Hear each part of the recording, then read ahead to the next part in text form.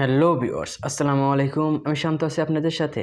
আমরা কিন্তু সবসময় ইমো ব্যবহার করি, বাট আমরা কি জানি যে ইমোতে আমরা যেসব ছবি আদান প্রদান করি বা যেসব ভিডিও আদান প্রদান করি সেটা কি নিশ্চিত একদম প্রাইভেট থাকে? সো আপনারা অনেকেই এই সেটিংটা জানেন না। আজকে জানাবো যে আপনার বন্ধুবান্ধব বা আত্মীয়স্বজনের সাথে যদি ছবি ইমোতে শেয়ার করেন তাহলে সেই ছবিটা কিভাবে সেভ রাখবেন আর ছবিটা কিভাবে প্রাইভেসি রাখবেন সেটা জানবো আজকের এই ভিডিওতে। চলুন ভিডিওটা শুরু করা যাক।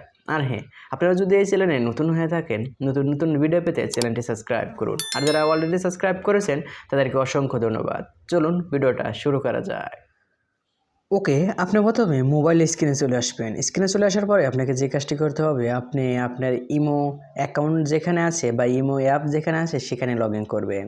ওকে, আমি ইমো অ্যাপটা আছে সেখানে আমি ক্লিক করলাম। ওকে, এখানে আসার পর ইমো অ্যাকাউন্টে আসার পর আমি আপনাকে অনেকগুলোই আপনার যার সাথে কথা বলেন সবার কাছে এনে থাকবে, কিন্তু আপনি যে নাম্বারে ছবি, যে অ্যাকাউন্টে ছবি বা ভিডিও পাঠাবেন এই অ্যাকাউন্টটা আপনাকে ওপেন করতে হবে। সেই অ্যাকাউন্টটা আপনাকে ওপেন করতে হবে। ওকে, আমি এখানে এই রেবা খাতুন এই সেটিং এই কাটাই ওপেন করলাম। ওপেন করার পরে আপনাকে দেখুন উপরে 3 ডট মেনু আছে। ঠিক উপরে দেখুন 3 ডট মেনু আছে, সেখানে ক্লিক করবেন।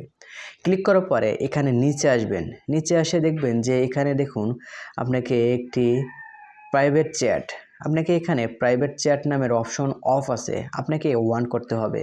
সো আপনাকে যদি এই দেখুন আমার এই চ্যানেলটা আমি এখানে ক্লিক করলাম। ক্লিক করার পরে আপনি এখানে আপনি এখানে অন করে দিবেন।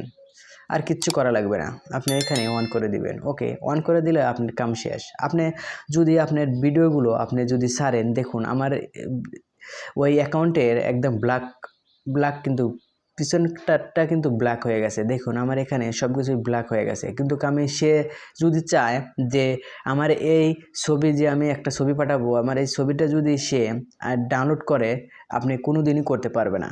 দেখুন এখানে লেখা আছে প্রাইভেট চ্যাট। আপনি যদি আপনার চাইলেই এই ট্রিক্সটা ব্যবহার করতে পারেন। যদি ইমো ব্যবহার করেন তাহলে আসলেই এই ট্রিক্সটা ব্যবহার করা উচিত।